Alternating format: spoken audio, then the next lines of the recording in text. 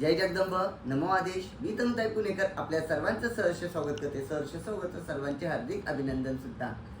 लवकरच म्हणजे 19 एप्रिल 2026 वार रविवार या दिवशी येणारी अक्षय तृतीया व अक्षय तृतीयावरती करण्यात येणारे काही छोटे मोठे उपाय ह्याविषयी आज आपण मार्गदर्शन घेणार आहोत.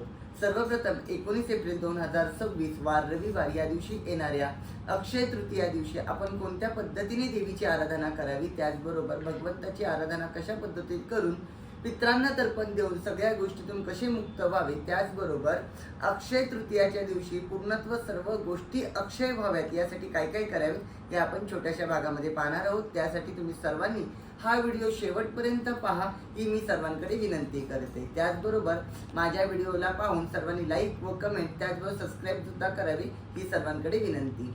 सर्वप्रथम येणाऱ्या 19 एप्रिल 2026 वार रविवार या दिवशी असणाऱ्या अक्षय तृतीयेच्या दिवशी सर्वात प्रथम छोटासा उपाय करावा. तो म्हणजे कोणता, तर ब्रह्ममुहूर्तावरती उठून जगदंबेची त्याचबरोबर माता लक्ष्मीची पूजा करून घ्यावी. त्याचबरोबर माता लक्ष्मीला पिवळे वस्त्र त्याचबरोबर पिवळे अक्षदा व्हावे. त्याचबरोबर माता लक्ष्मीला प्रिय असणारे तुम्ही एखादा गोडाचा पदार्थ त्याचबरोबर तुम्ही आंब्याचा आमरस त्याचबरोबर पुरणपोळीचा नैवेद्य करावा. त्याचबरोबर माता लक्ष्मी सहित तुम्ही विष्णूची सुद्धा आराधना करावी. विष्णूची आराधना करणे म्हणजे जशी आपण लक्ष्मी सहस्त्रनाम पठण करतो त्याच पद्धतीने विष्णू सहस्त्रनाम सुद्धा पठण करून घ्यावे.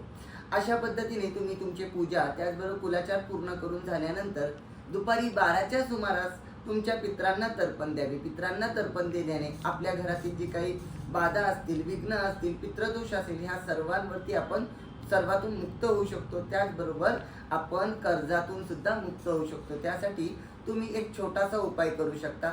दुपारी 12च्या सुमारास पित्रांचा जो काही नैवेद्य करणार आहात त्या पित्रांचा पूर्णत्व नैवेद्य करून हा नैवेद्य तुमच्या पित्रांच्या फोटोसमोर किंवा दक्षिण दिशेत द्यावा.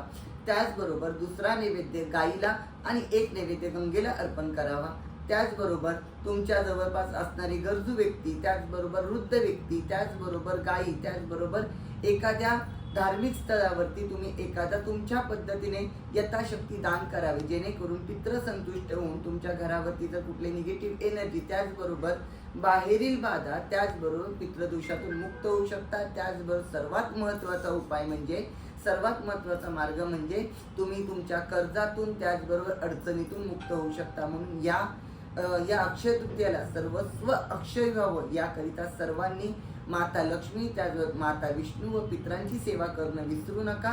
अशाच पद्धतीने हे सेवा करून तुमच्या घरामध्ये